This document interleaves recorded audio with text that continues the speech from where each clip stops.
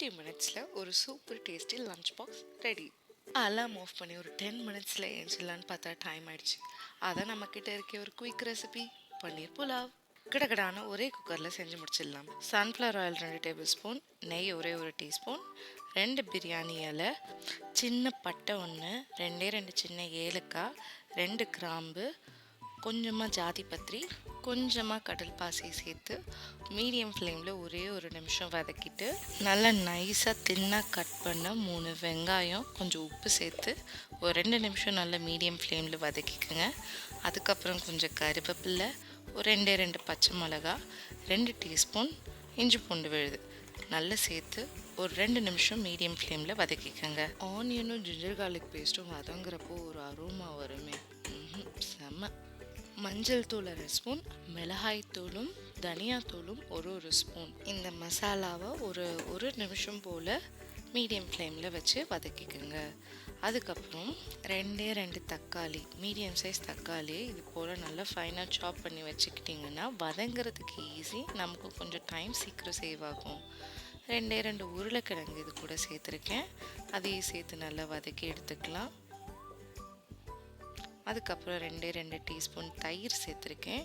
எல்லாத்தையும் சேர்த்து ஒரு நல்ல மிக்ஸ் கொடுத்துட்டு மூடி போட்டு ஒரு நிமிஷம் மீடியம் ஃப்ளேமில் வச்சா போதும். 1.5 கப் போல் தேங்காய் பால் சேர்த்துருக்கேன். உங்களுக்கு டைம் இருந்துச்சுன்னா தேங்காய் பால் சேர்த்துக்கோங்க, இல்லைனா தயிர் அந்த 2 டீஸ்பூனே போதும். அப்படி இல்லைனா ஒரு 1/2 கப் போல் வெறும் பால், பசும்பால் அது கூட சேர்த்துக்கலாம். 1/2 கப் போல் பச்சை பட்டாணி, இது ஃப்ரெஷ் பட்டாணி, அதனால் நான் அப்படியே சேர்த்துருக்கேன். காஞ்ச பட்டாணினா நைட்டு ஊற வச்சு இது கூட சேர்த்துக்கோங்க. அதுக்கப்புறம் ஒரே 1 ஸ்பூன் கரம் மசாலா, ஒரே 1 ஸ்பூன் பிரியாணி மசாலா சேர்த்துருக்கேன். தேவையான அளவு, இப்போ 1 கப் அரிசிக்கு 1.5 கப் தண்ணி நான் ஊற்றிருக்கேன். நான் இப்போ எடுத்திருக்க அரிசி ஜீரக சம்பா, அதனால் 1 கப் அரிசிக்கு 1.5 கப் தண்ணி சேர்த்துக்கலாம். அதுக்கப்புறம் ஒரே 1 கைப்பிடி கொத்தமல்லி இலை சேர்த்துருக்கேன். கிளறி விட்டுட்டு ஒரு 2 நிமிஷம் வெயிட் பண்ணுறேன். பபிள் வந்ததுக்கப்புறமே ஒரு 10 நிமிஷம் ஊற வச்சுருக்கேன் இந்த ஜீரக சம்பா அரிசியை நான் ஆட் பண்ணிக்கிறேன். ஆட் பண்ணிவிட்டு உடையாமல் கிளறி விட்டுக்கோங்க. அதுக்கப்புறம் உப்பு செக் பண்ணிக்கோங்க.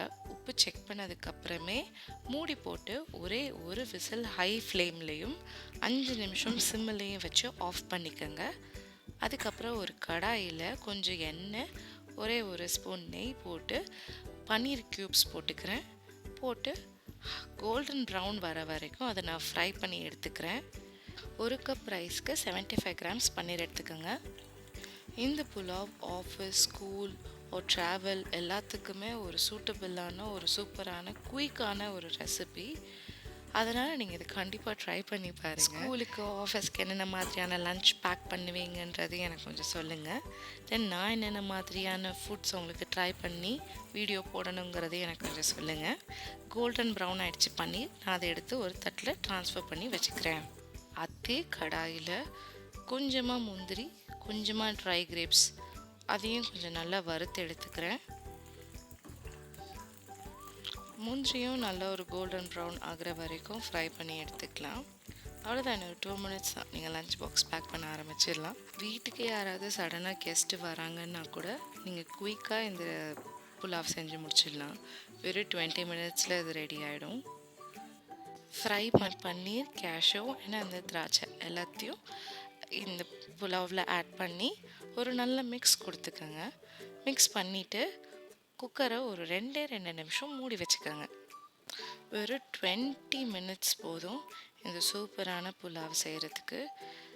உங்களுக்கு இந்த ரெசிபி பிடிச்சிருந்துச்சுன்னா சப்ஸ்கிரைப் பண்ணி வச்சுக்கோங்க. அப்போ தான் நான் நெக்ஸ்ட் வீடியோ போடுறதுக்கும் எனக்கும் கொஞ்சம் மோட்டிவேஷனாக இருக்கும்.